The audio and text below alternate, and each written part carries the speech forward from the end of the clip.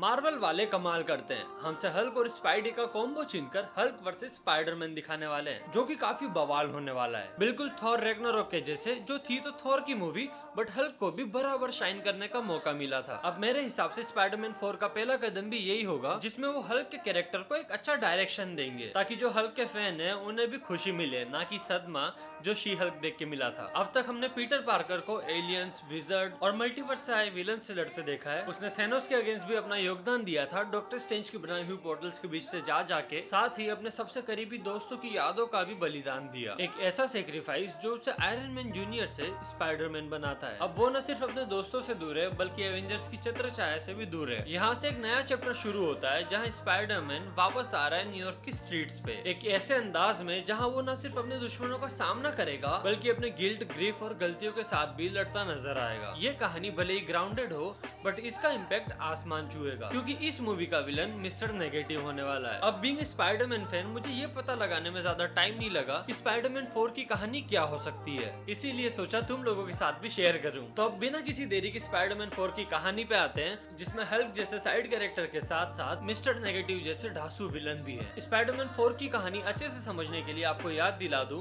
कि Peter Parker अब एक नई जिंदगी जी रहा है। नो वे होम के एंड ने उसके दिल में एक खालीपन छोड़ दिया है। उसने एमजे और नेड से अपनी पहचान छुपाई ताकि वो सेफ रहे। अंट में को खोने के बाद उसे रियलाइज हुआ कि स्पाइडरमैन होने के कारण उसकी लाइफ में जो भी इंसान है वो किसी न किसी तरीके से सफर करेगा। अब इस वजह से पीटर सबसे अलग रहता है, ज्यादा किसी से बात नहीं करता। दिन में वो अपनी धोबी वाले चाचा के यहाँ नौकरी करता है, और रात में स्पाइडरमैन बन के वो छोटी छोटी क्राइम्स के अगेंस्ट लड़ता है, जैसे वो अपने गिल्ट का प्रायश्चित कर रहा हो। कहानी की शुरुआत होती है जब उसका सामना होता है एक नए विलन जिसका नाम है बूमरैंग, और इस फाइट के दौरान उसकी मुलाकात होती है एक मिस्टीरियस लड़की जो दिखने में काफी ज्यादा इनोसेंट है, लेकिन फाइट के बीच वो अपने पावर्स का यूज करती है। ये लड़की कोई और नहीं बल्कि एंजेलिना जोन्स है, जिसे हम फायर स्टार के नाम से जानते हैं। ये एक म्यूटेंट है जिसकी पावर कुछ समय पहले ही एक्टिवेट हुई है, और अभी तक अपनी एबिलिटीज को कंट्रोल करना नहीं सीख पाई है। पीटर उसे समझाता है कि पावर्स एक रिस्पॉन्सिबिलिटी के साथ आते हैं। ये मोमेंट एक छोटी सी मेंटरशिप जैसा होता है, जैसे टोनी स्टार्क पीटर को समझाता था उसकी पावर्स के बारे में, वैसे ही पीटर पार्कर फायर स्टार को गाइड करता है, जो कि आगे जाके फायर स्टार के फ्यूचर का फाउंडेशन बनेगा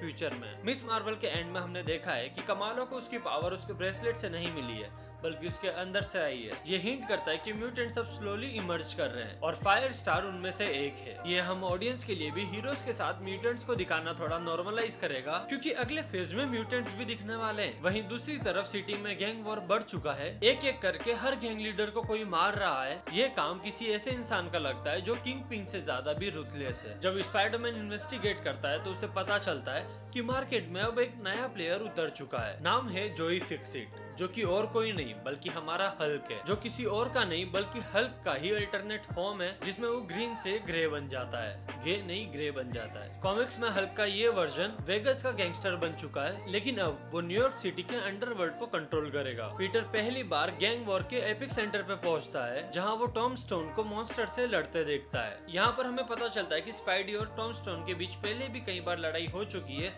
but her bar Tom stone बच के निकल जाता है। बट इस बार इतने सारे मॉन्स्टर से मार खाते देख स्पाइडी उसे बचाने जाता है, जिसके कारण दोनों के बीच थोड़ी देर के लिए समझौता होता है, और वो दोनों मिलकर मिस्टर नेगेटिव के बनाए हुए मॉन्स्टर से लड़ते हैं। और तभी जोई फिक्सिट वहां आकर हमला कर देता है और उन मॉन्स्टर्स को लीड करता है। और तभी फायर स्टार वहां आती है और अपनी फायर वाली पावर से उन सब मॉन्स्टर पे भारी पड़ रही होती है। पर तभी ग्रे वाला हल्क एक जोरदार स्मैश करता है और वहां भूकंप आने लग जाता है, और तभी उसके वहां से निकलने का रास्ता बन जाता है और सारे मॉन्स्टर उसे फॉलो करते हैं। अब स्पाइडरमैन को समझ में आता है कि गैंग्स के खत्म होने के पीछे एक सीक्वेंस चल रहा है। पहले केओस क्रिएट होता है, फिर जोई फिक्सिट वहां आता है और उन गैंग्स पे टेक ओवर कर लेता है। ये पूरा पावर मैनिपुलेशन का गेम बन गया है, जहां पहली बार जोई फिक्सिट को बैक ऑफ करना पड़ा। अब एज ए ऑडियंस हम सबको भी यही लगता है कि इन सब के पीछे जोई फिक्सिट का हाथ है, बट रियलिटी में मिस्टर नेगेटिव दूर से बैठा उसके एक्शंस को कंट्रोल कर रहा होता है। अब इन्वेस्टिगेशन आगे बढ़ती है और स्पाइडरमैन का सामना होता है स्कॉर्पियन से।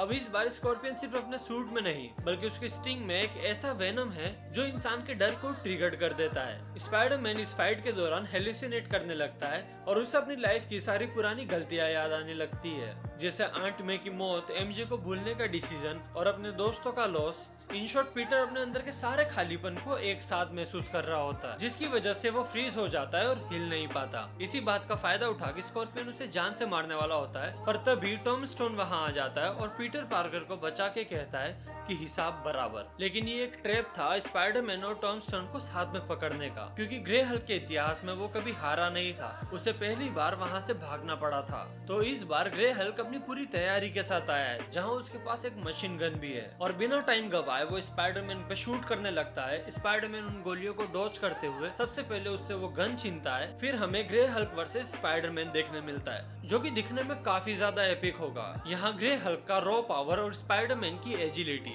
एक ऐसा खतरनाक सीन क्रिएट करेगा जो कि हल्क वर्सेस थॉर के लेवल का एपिक होगा। ये फाइट इतने एपिक लेवल पे जाने लगता है कि आसपास की बिल्डिंग गिरने लगती है और लोगों का ध्यान उनकी तरफ खिंचाता है, जिस वजह से पुलिस और डैमेज कंट्रोल के लोग वहां पहुंचने लगते हैं। और इस बार डैमेज कंट्रोल के लोगों के पास इडीथ वाले ड्रोन्स भी हैं। हम देखते हैं कि ग्रे हल्क ने स्पाइडरमैन को इतना बुरी तरीके से मारा कि वो हिलने की कंडीशन में नहीं है, but same time grey Hulk भी हिल नहीं पाता, क्योंकि स्पाइडरमैन उसे अपने वेब से ऐसा घेरता है कि अगर वो हल्का सा भी हिलेगा तो पूरी की पूरी बिल्डिंग उस पे आके गिर जाएगी। तभी पीटर सुनता है कि कोई ग्रे हल्क से कह रहा है कि पीछे हटो, तुम लोग इतना ज्यादा शोर शराबा कर रहे हो कि वर्ल्ड क्लास हीरो की नजर तुम पे पड़ जाएगी। तो एक बार फिर ग्रे हल्क को वहाँ से भागना पड़ता है और पीटर पार्कर वहाँ बेहोश हो जाता है। बट इससे पहले कि डैमेज कंट्रोल के एडिट ड्रोन्स उसे ढूंढे, एक मिस्टीरियस कैरेक्टर उसे वहाँ से बचा के ले जाता है, और बाद में हमें रिवील होता है कि वो और कोई नहीं बल्कि हल्क का बेटा स्कार है, जो हमें शी हल्क की एंडिंग में देखने मिला था। जब स्पाइडरमैन को होश आता है तो स्कार उसे कहता है कि तुम यहाँ सेफ हो, और स्पाइडरमैन घबराते हुए अपने चेहरे पे हाथ लगाने लगता है और उसे रियलाइज होता है कि मास्क अभी भी लगा हुआ है। तभी स्कार कहता है कि डोंट वरी, मैं लोगों की प्राइवेसी की रिस्पेक्ट करता हूँ, और स्पाइडरमैन की तारीफ करते हुए कहता है कि ग्रे हल्क के अगेंस्ट तुमने जो लड़ाई करी वो कसम से काबिले तारीफ थी, मैं चाहकर भी इतना अच्छा नहीं लड़ सकता। स्पाइडी कहता है कि जो ही फिक्स इट और कोई नहीं बल्कि हल्क है,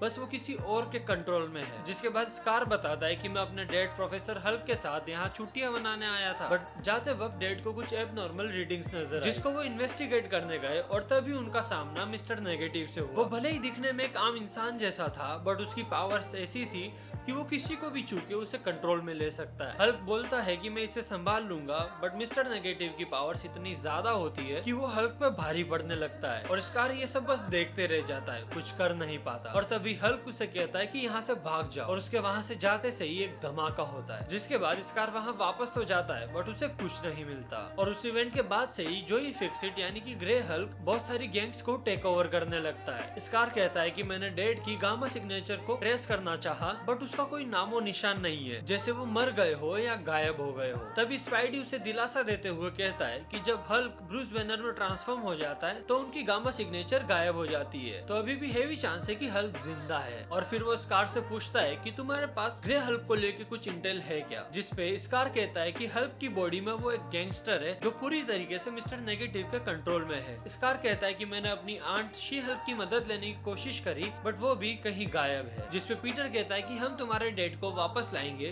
बट उससे पहले हमें मिस्टर नेगेटिव से निपटना पड़ेगा क्योंकि वो कुछ बड़ा प्लान कर रहा है। और फिर यहाँ एक नई अलायंस बनती है, Peter Parker, fire star, Tom stone और स्कार ये सब मिलकर अपनी एक टीम बनाते हैं मिस्टर नेगेटिव के खिलाफ लड़ने के लिए। प्लान काफी सिंपल होता है, मिस्टर नेगेटिव को पकड़ना और उससे पूछताछ करना कि आखिर हमारा वाला हल्क कहाँ पर है। और ये फाइनल वाली बैटल बहुत ज्यादा एपिक हो सकती है, जहाँ पर ग्रे हल्क वर्सेस स्कार होगा, जहाँ हल्क टोटली अपने वेपन्स पे डिपेंड होगा और स्कार अपनी रॉ पावर और मैजिक एबिलिटीज पे। और फायर स्टार का सामना होगा बूमरैंग से, जहाँ फायर स्टार अपनी आग की पावर्स को कंट्रोल करके साबित करेगी कि वो भी एक सुपर हीरो बनने के काबिल है। और टॉम स्टोन का सामना होगा स्कॉर्पियन से, जहां पीटर अपनी चालाकी से स्कॉर्पियन का वेनम निकाल लेगा और उसे यूज करेगा मिस्टर नेगेटिव के खिलाफ। जहां शुरू में तो उस वेनम का असर मिस्टर नेगेटिव पे नहीं दिखेगा और मिस्टर नेगेटिव पीटर को अपनी डार्क फोर्स रियल में खींच लेंगे, और तब ये वेनम धीरे धीरे अपना असर दिखाना शुरू करेगा। जहां पीटर की मुलाकात होगी मिस्टर नेगेटिव की अल्टरनेट पर्सनैलिटी मार्टिन ली से, एक ऐसा बंदा जो आंट मे के फिश सेंटर में काम कर चुका है। पीटर उसे याद दिलाता है कि वो दिल का कितना अच्छा इंसान है और उसने कितने अच्छे अच्छे काम कर रखे हैं और अब उसे इस जोन से बाहर निकलना पड़ेगा क्योंकि उसकी जो अल्टरनेट पर्सनैलिटी है मिस्टर नेगेटिव वो बहुत ज्यादा तबाही मचा रही है और वो सब कुछ बर्बाद कर देगा जो तुमने through out the time build किया है। स्कॉर्पियन के जहर की वजह से मिस्टर नेगेटिव की पर्सनैलिटी बहुत ज्यादा कमजोर पड़ जाती है, जिसका फायदा उठा के स्पाइडरमैन मार्टिन ली को होश में ले आता है। जब वो देखते हैं कि सब जगह केओस मचा हुआ है और उसने कितनी तबाही मचाई है